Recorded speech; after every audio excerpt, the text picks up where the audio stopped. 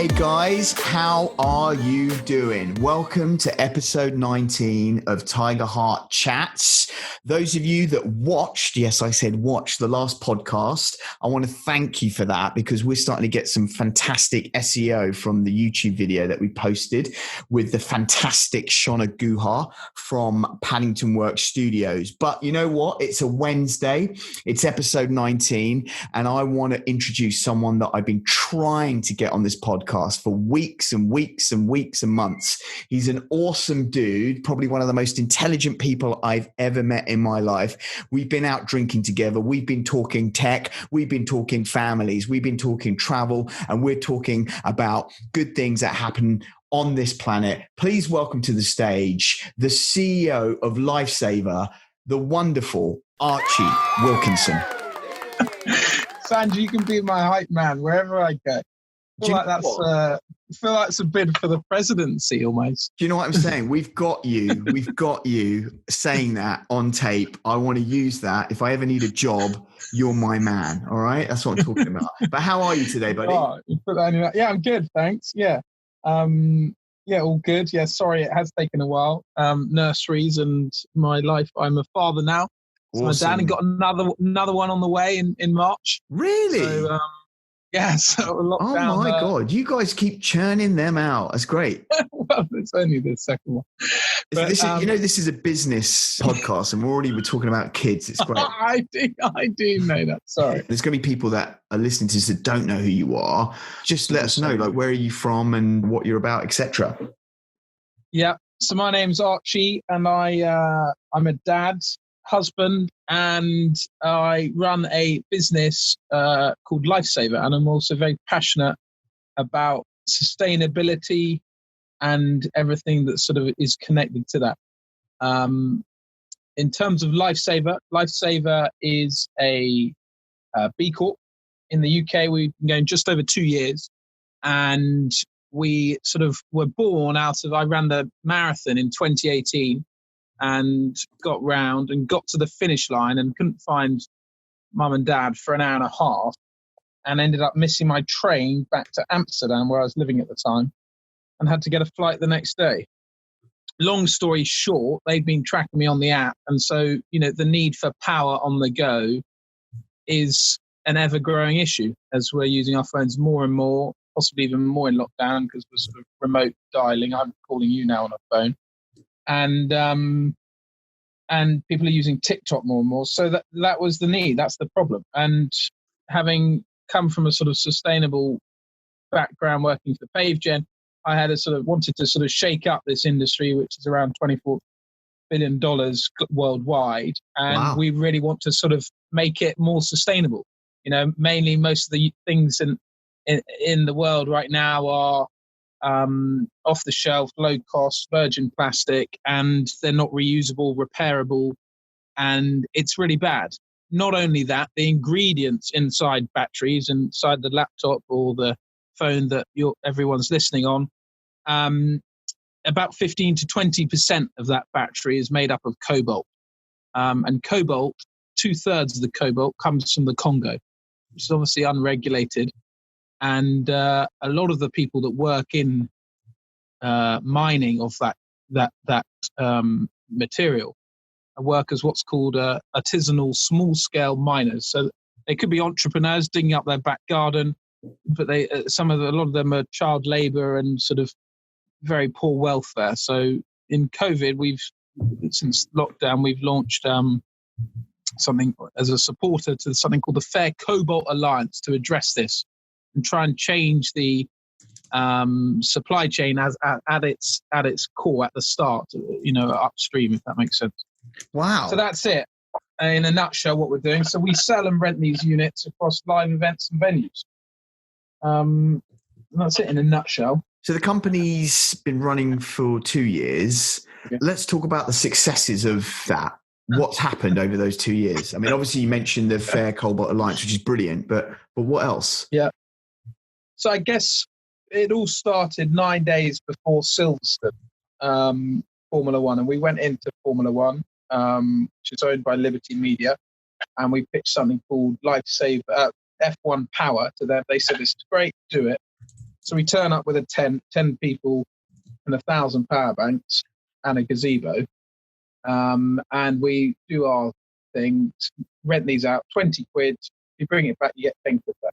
What we didn't realise is how popular this service would be. And the batteries we had at the time were half the size they are now. And so people were having to swap them a lot more frequently than we realised.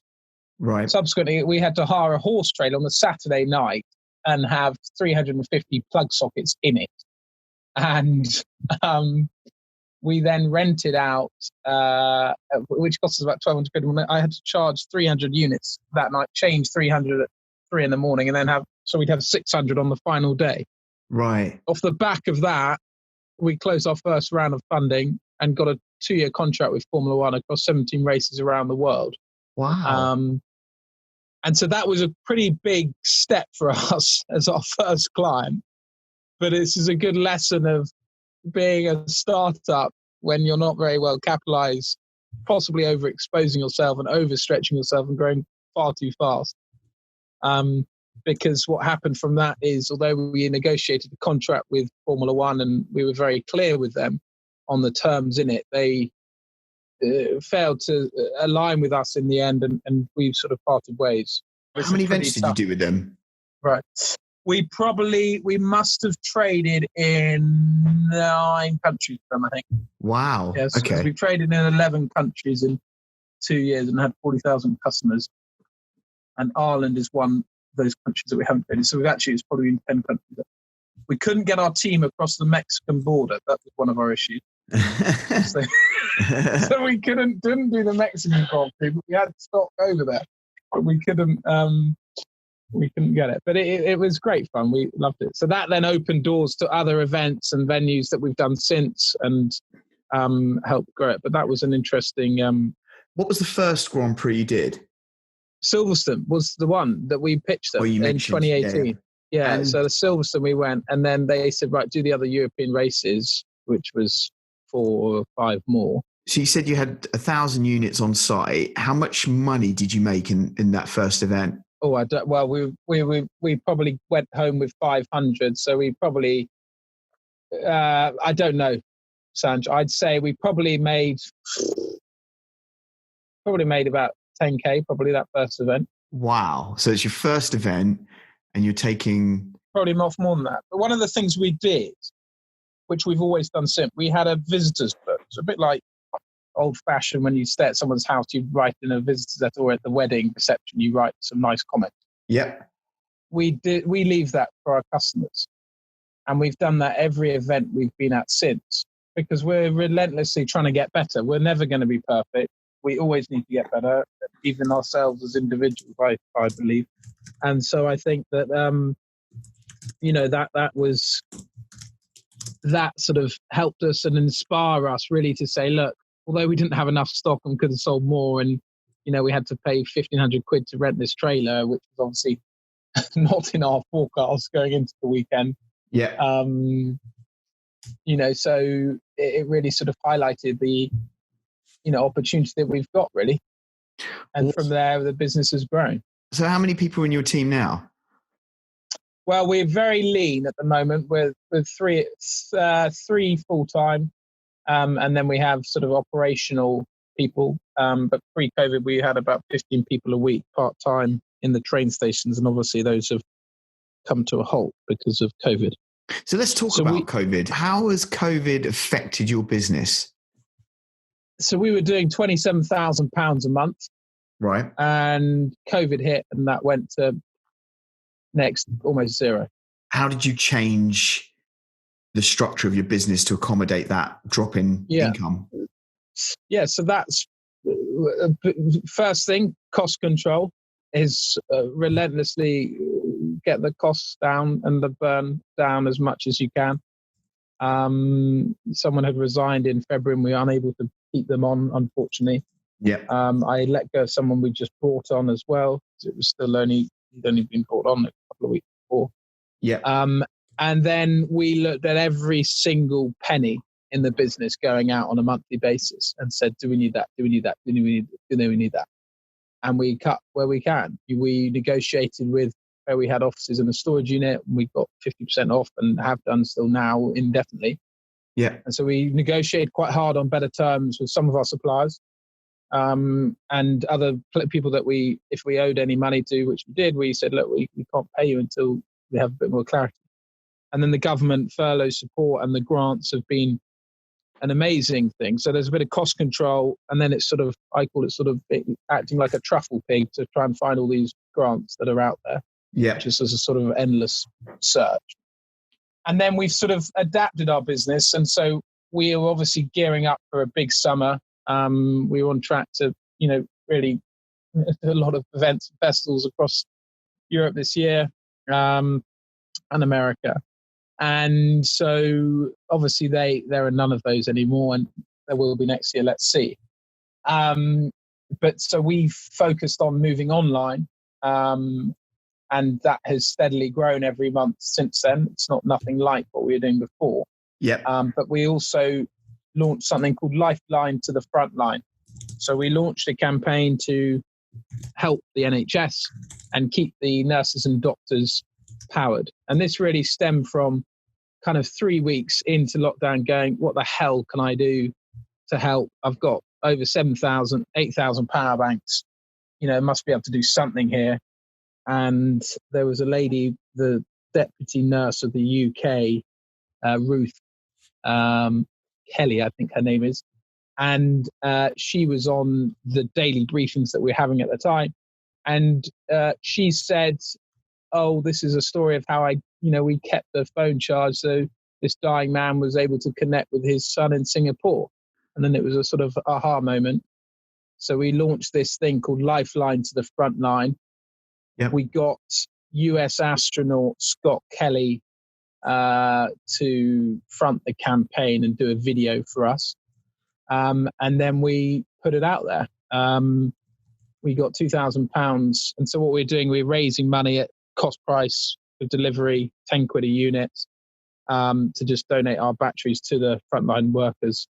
We got £2,000 donated from individuals on a crowdfunding site.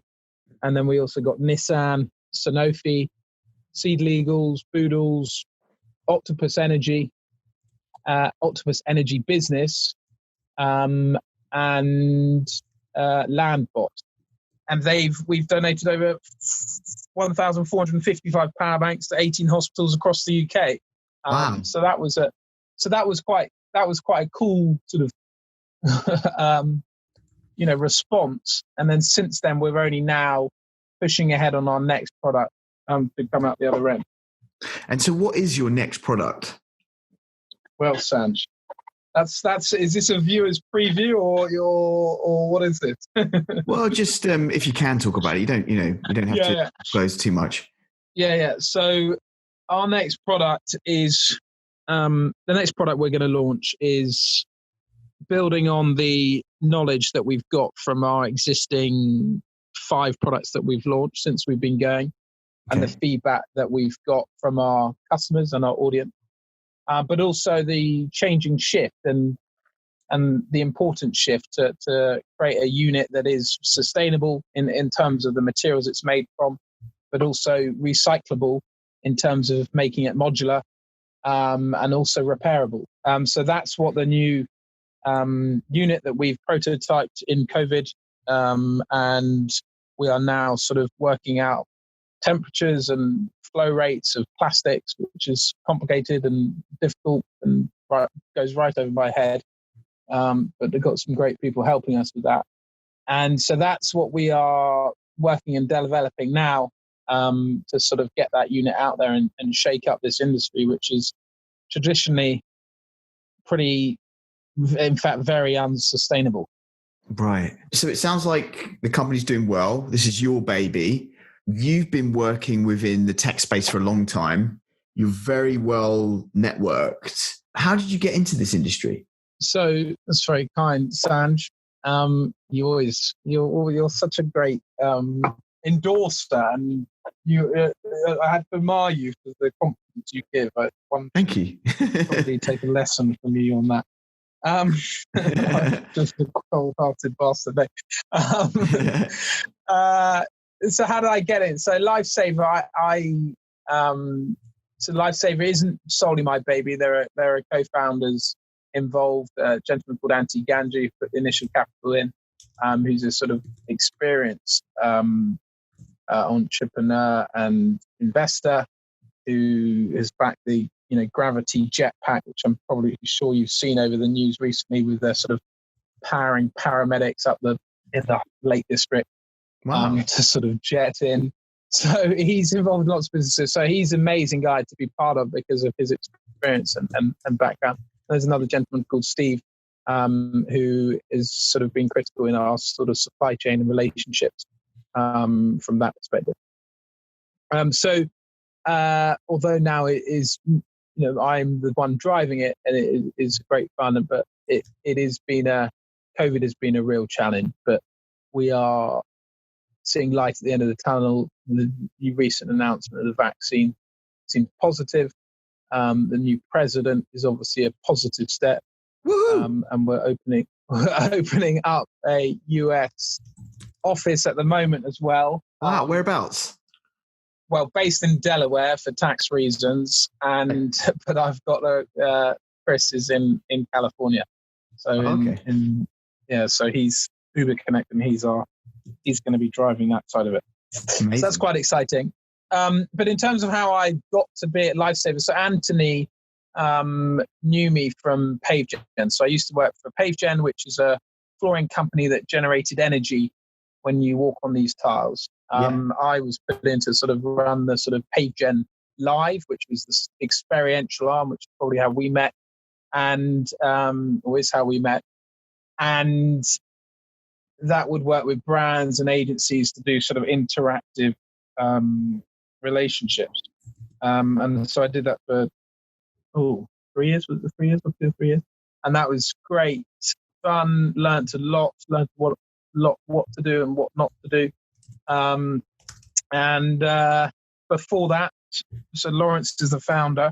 And before that, I was at M&C Saatchi and set up something called Coffee, Croissants and Curiosity. When I was there, and I'd have these breakfast brunches, and I'd invite from Morris Saatchi down to the intern, about 750 people.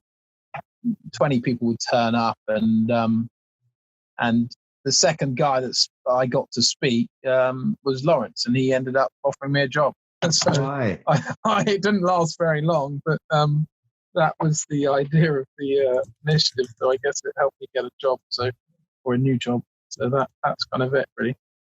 In a nutshell. You kind of glazed over PaveGen, and you highlighted a few things that you learned from that experience. You were there for 3 years. What was the company like when you first started, and what was it like when you said goodbye to the company?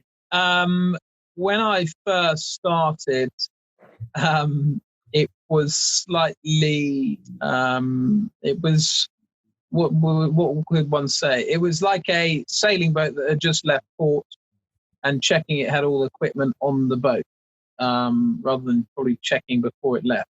Does that make sense? Yeah. When I left, and probably not because of me, it was a very different company. It had more people on the boat, and it had more equipment, and it improved its sales had got bigger. It was a stronger and meaner machine. Not meaner machine, but better machine, oil machine. Yeah. And it probably knew where to fish. It had a clear area of where there were customers, which one of them was what I was driving, which was the experiential events arm, which hadn't really been explored before, and that delivered a lot of revenue for them. So, and then when I left, it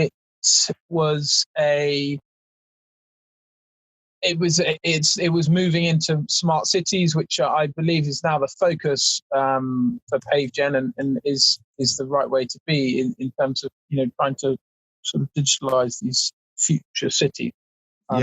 So it kind of went through a sort of, from Lawrence and a sort of university idea with a few projects it had done, to becoming much more of a business that was generating good revenues and consistent revenues, to moving then into smart cities and deploying more permanent infrastructure.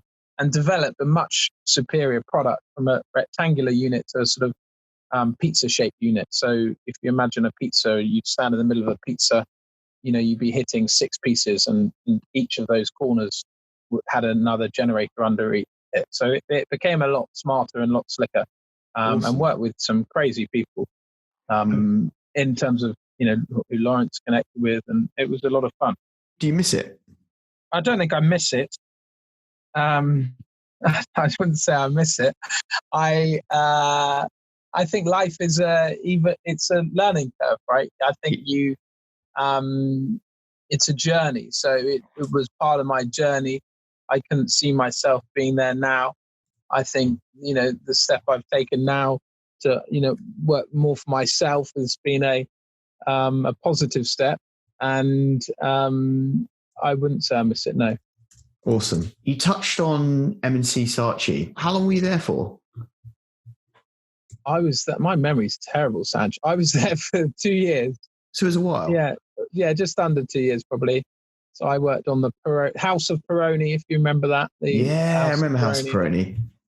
I helped sort of write I ended up doing a lot of the bookkeeping on that. So I seem to be the only person that could sort of do maths in the marketing department, which is a polite way of putting things, but it wasn't very difficult. But no, it was fun. I really enjoyed M&C Saatchi. It was a great laugh, and I think there's some amazing people from there who I'm still connected with. I mean, even yesterday, Giles Humphreys, who you should get on, who's just sold his business to Nestle, who was there when I was there.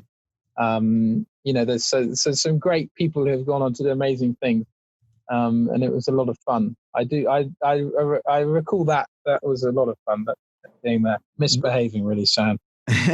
Well, I think working at agencies is a great step for anyone because you get a perspective on the marketplace. Yeah. You learn a lot of things. You see a lot of bad things occur, which is important for, as you say, this journey of life that we all have. And I've worked at a few agencies. There have been some fantastic moments. Yeah. I think there's some great people in there. They're there are a lot of extroverts. There's never far from a good laugh. It's a lot of fun. Do you work with M&C Saatchi now as a supplier to them? No, I don't. No, is the answer. I talked to some of the other people who worked there when I was there. Most of the people when I was there have left to move on to do all sorts of different things. But I talk to those people. I do sometimes put the odd feeler out and sometimes connect with people, but not really, no. Not because I don't have a bad thing to say. It's just where we are as a business now. We're not really focused in that space as it stands today. Absolutely. No, and I totally get that. We talked about some of the positions that you've had where you're at the moment. What university did you go to? So before M&C Saatchi, I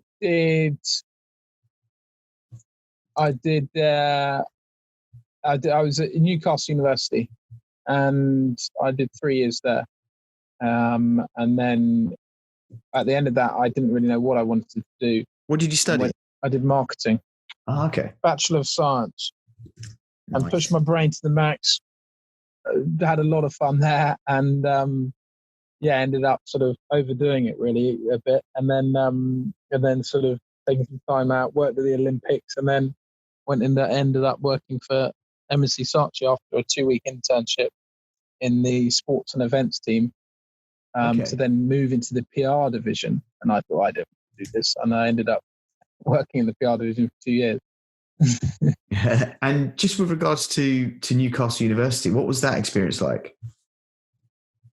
So that was good. I mean, very different to students starting now, I'm afraid, but that was a lot of fun. I mean, when I joined Newcastle, within 2 months, I set up a venture called Mojo Card, which was a student discount card that would get you fast track you into nightclubs and get you a discount off. And the reason I set it up was there was one out there for 20 quid on the market. I wanted to undercut it. I said I could do this for 5. And so the following year at Freshers Week, we did about 3.5 grand in a week. Wow. I remember that. But the main thing that it didn't really make us a lot of money. It saved. I never paid to go clubbing, which you did sort of 3 or 4 times a week at university. So it probably saved me 10 grand when I was there. And one of the good deals was that you got 2 for 1 on Domino's any day of the week. So that was one of our USPs. I remember that, because usually it was just 2 for 1 on a Tuesday, I think. And so what did you do? You basically went to Domino's or these clubs and just hustled a deal? Yeah, so I basically, I arrived in my first year, bought this card for 20 quid, which only worked in about 3 clubs. I thought, this is an absolute rip-off. This guy's having a joke. I was like, well, I can do this better, and didn't really think anything about it, and ended up doing, just went around and went to shops and said, can I put you on the back of my card? And they were like, yeah, sure. And it had Mojo card on the front, and on the back it had place to eat, shop, drink and dance. And it would say in black and white, those places so people could see. There was no app or anything like that. And people would go in and flash it and, get discounts. And the people some of them still have those now. Wow. How long? Not that they work anymore, but I was going to say, how long did the Mojo card run for? Well, really, the 2 years when I was at university, so my second and third year. So the first year was made of plastic, and the second year we made it out of metal. Wow. So you basically, to get into clubs, you set up. Well, no, I tell you what I then did. So the other promoters, there were 2 promoters in Newcastle. There was one guy who was selling this 20 quid card. And then there was this other group of young lads who were selling this other one. I said, well, right, you need me and my friend, my sort of partner. You need us. We need to be able to walk into the front of the queue and get 4 friends in without any question, and we'll put you on there.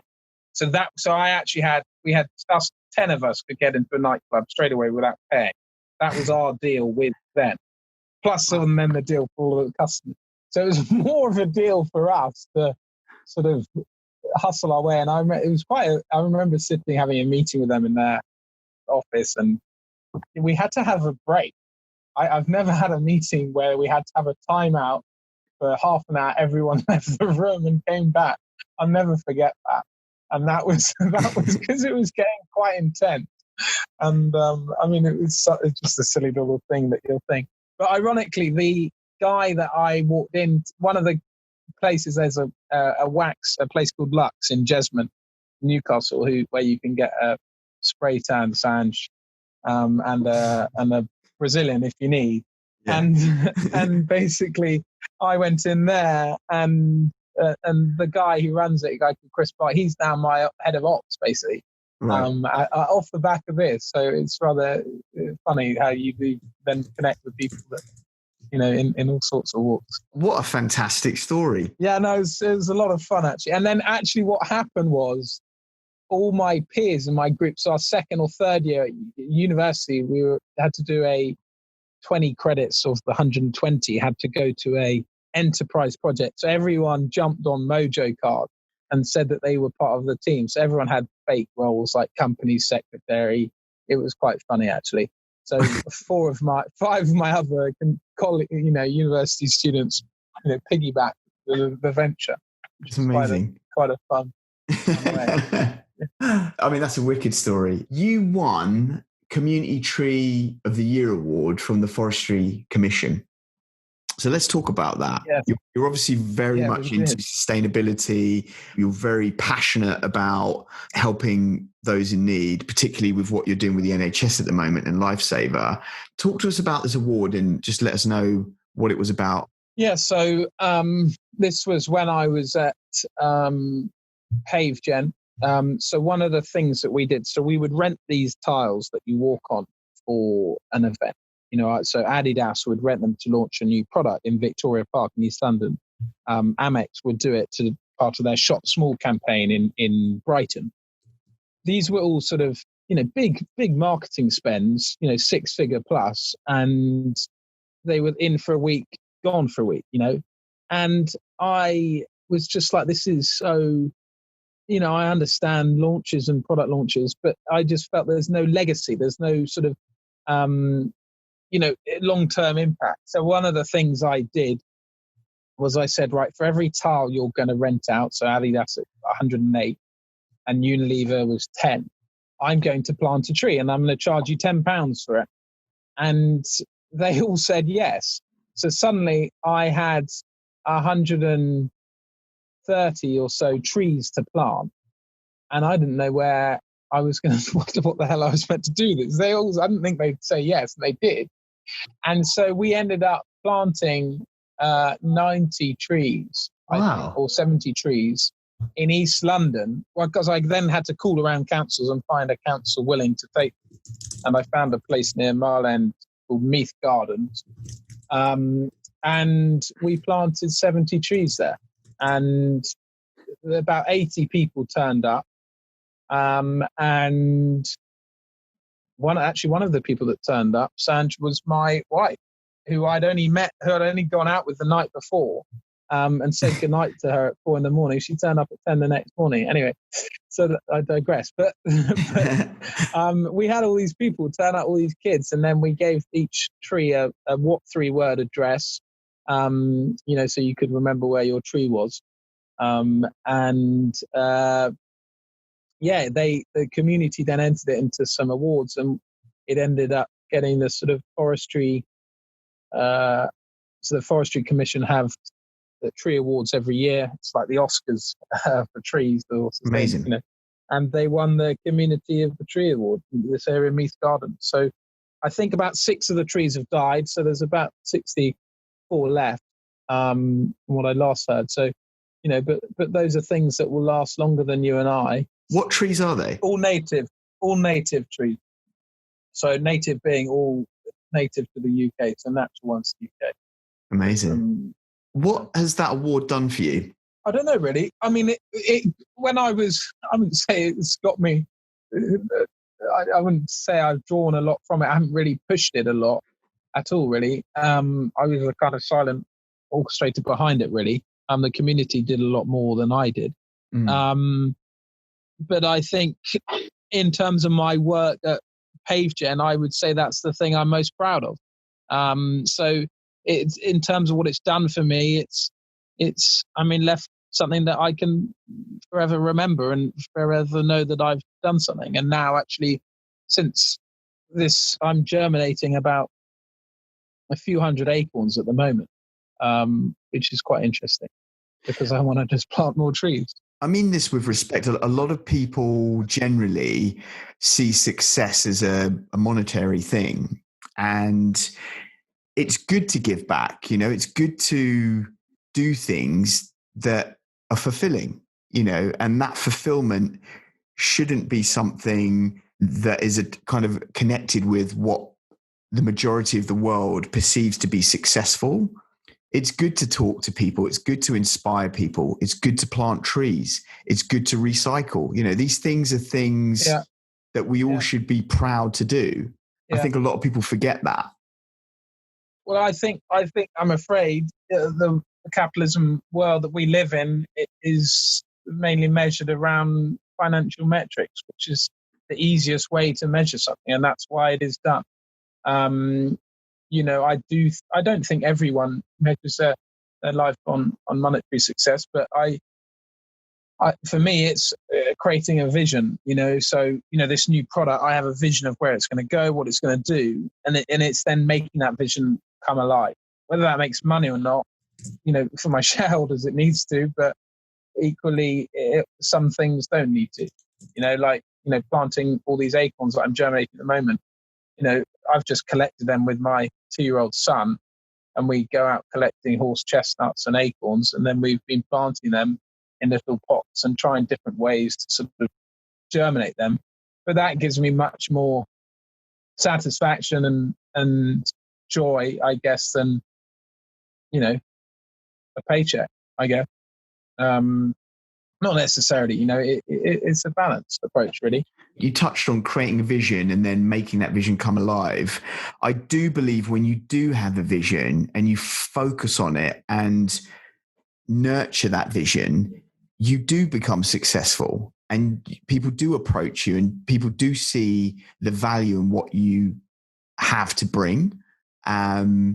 And that value is where you can make money. And I'm trying not to say that in a way sinister. I kind of think I know where you're going. So I think that, so a bit like the adoption of any technology, you have the early adopters, then you have the innovators, the early adopters, early majority, late majority, and the laggers.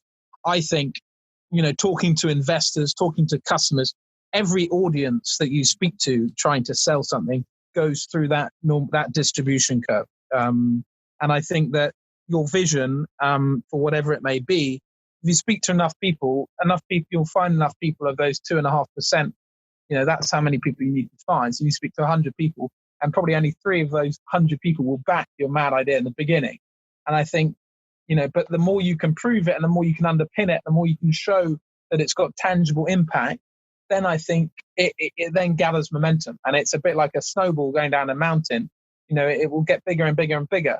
And yes, there might be, you'd like to think there would be, that you create value, and thus value you can generate income, but you can also have societal benefits and environmental impacts along that way. If that makes sense. Oh, absolutely. And, that type of wisdom is what people listening to this podcast are looking for. So I really appreciate your input there. So let's talk about where you are currently. You've moved from the UK, haven't you? No, I am in the UK. I'm at my parents. So we moved out of London. Yeah. Because obviously Lifesaver has been designed for high footfall, high density crowds, which isn't very popular in 2020. Yeah. Who knows what 2021 will bring? We will see. So we've sort of taken the brakes off life, I guess, and we moved all our stuffs in boxes actually. And so we're in a room in my parents' house. And then my son's now doing 3 days a week at a local nursery in Colchester. But then her family live in Austria. So we did spend 2 months in Austria this summer, which was nice. And we'll go there again once we get out of this lockdown. Where one will be next year, who knows? Because I remember you sending me pictures from Austria earlier in the year. How much time did you spend out in Austria when COVID hit? 2 months. So July and August we were there. What's it like? So it's a pretty beautiful place. It's beautiful. It's so one thing that I really noticed in Austria, where I was, is South Austria, compared to coming back to the UK, is the media. The media have they aren't as negative. Our media are ruthless and they're so negative. I think it's been a bit of a bad publicity, COVID, for them. And, they wonder why people aren't going out. Well, the media's terrifying them. Yeah. I think there needs to be some accountability there. I mean, Tortoise is probably the only sort of neutral, well-rounded media portal that I think there is at the moment.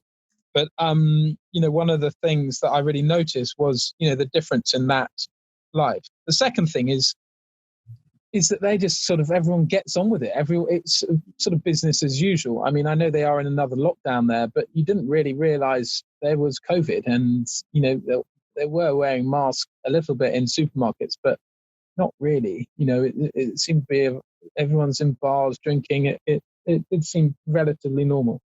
And the third thing is the way of life out there. I mean, you're up in the mountains, so you're when you get out of the bed in the morning, you're 450 meters above sea level. So, if you go and do a run, you're already at an advantage from going to do a run in the UK because of your height. So you get fitter, I think, a lot better. And you got mountain air. The cost of living is a lot less, and you're surrounded by beautiful scenery. And you do wonder sometimes London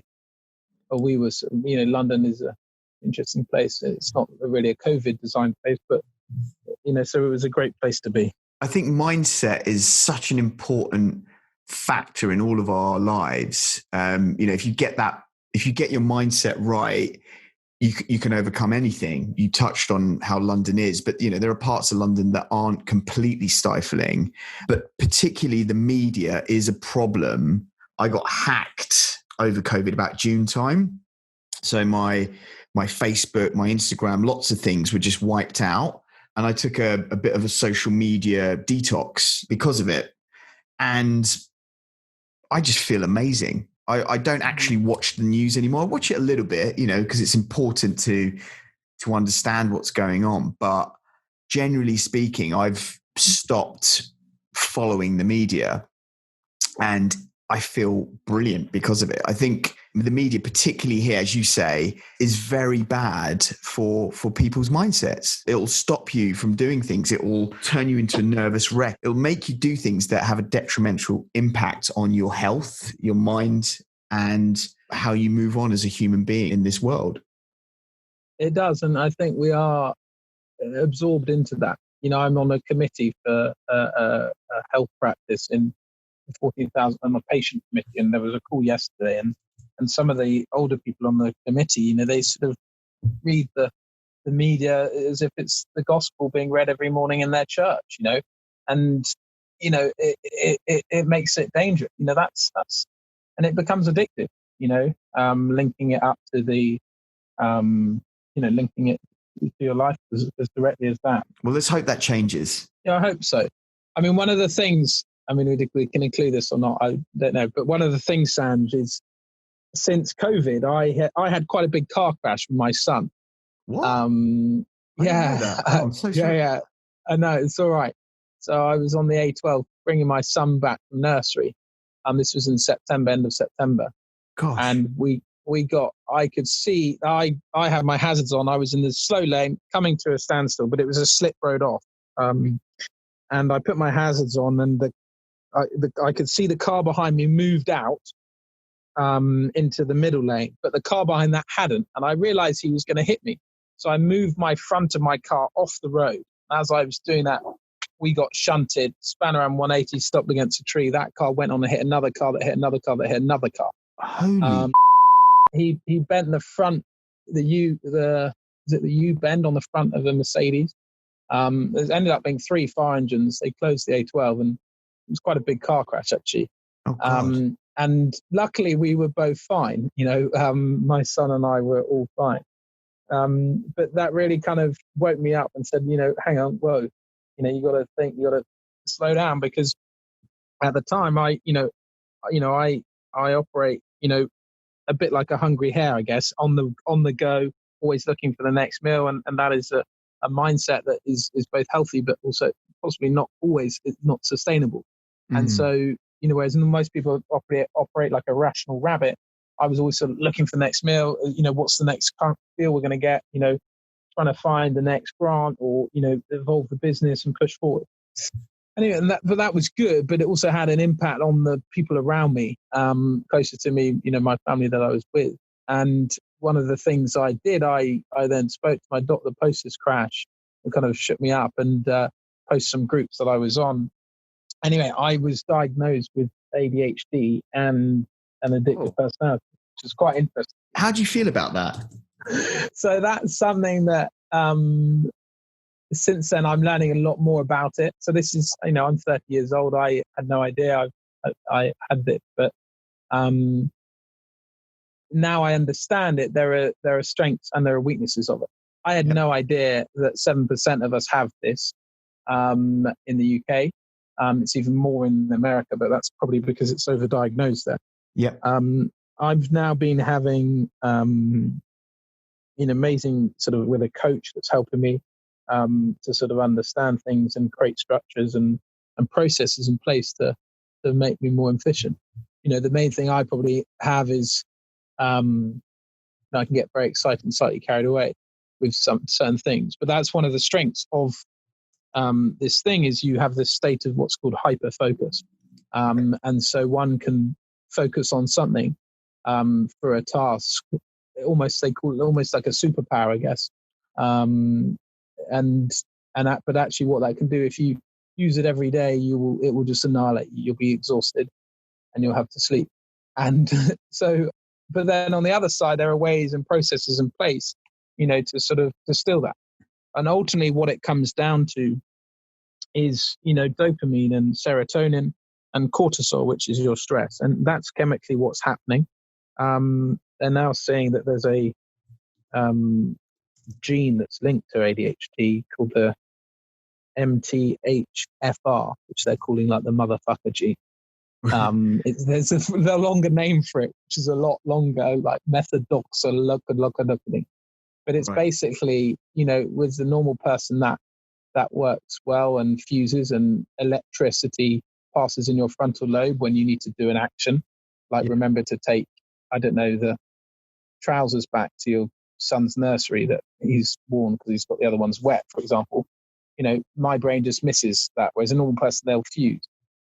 So it's then what you need to do is create stimulants if you go down the medical route to sort of create that more activity, because we don't get excited about as many things as a normal person probably. We need more things to stimulate us, and I think actually, our phones, my phone is in black and white, has been for about 3 years, but to make it less stimulating, because otherwise these things, as you say, they end up sort of overpowering you and over controlling you, really. I mean, Archie, I've known you for a long time.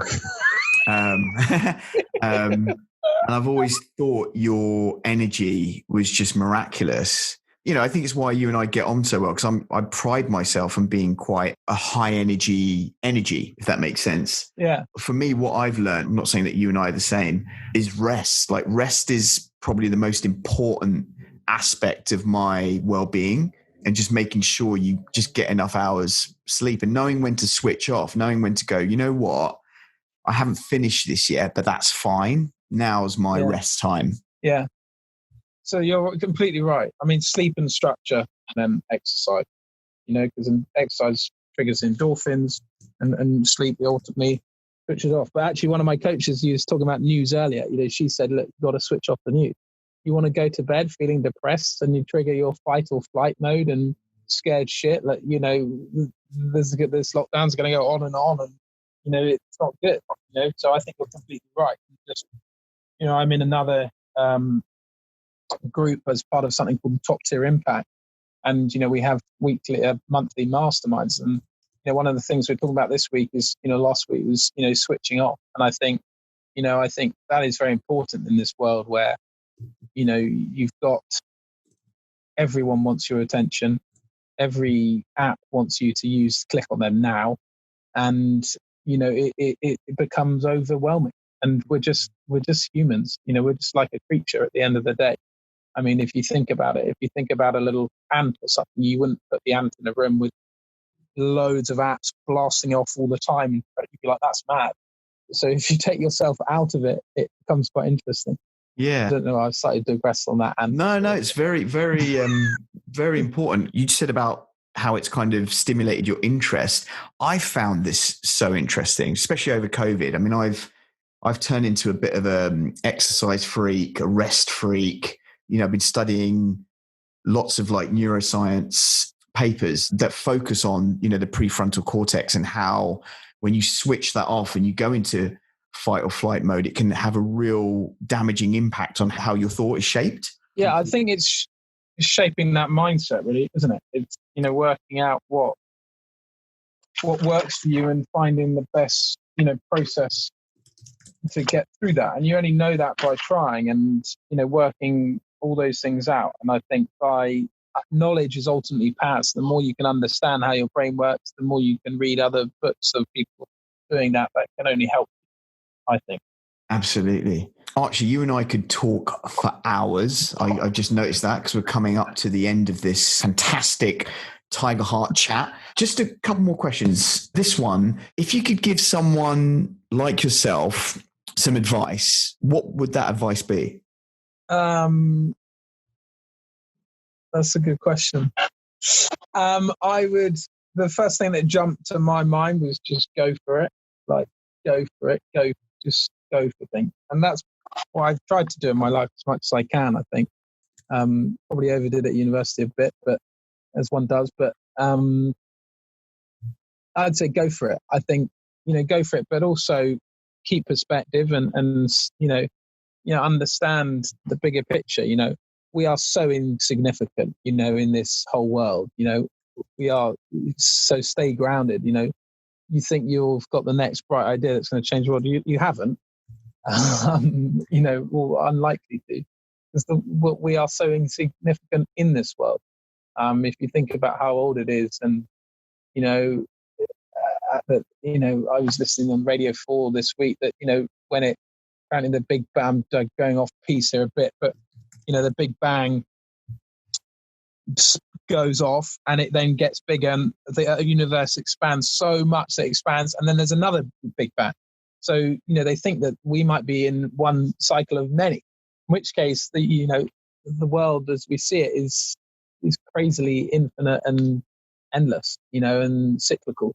So I think, go for it and live your life, but ultimately don't take yourself too seriously, I guess. Archie, this has been amazing.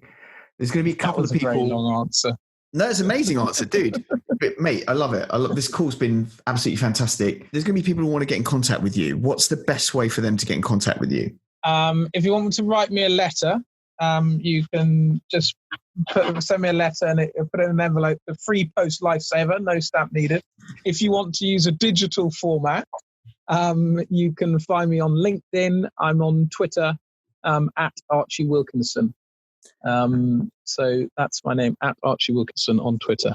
And you're not on Instagram or anything like that? Oh, yes, I am on Instagram, but not very active on it. So okay. Twitter's probably the best thing to message me.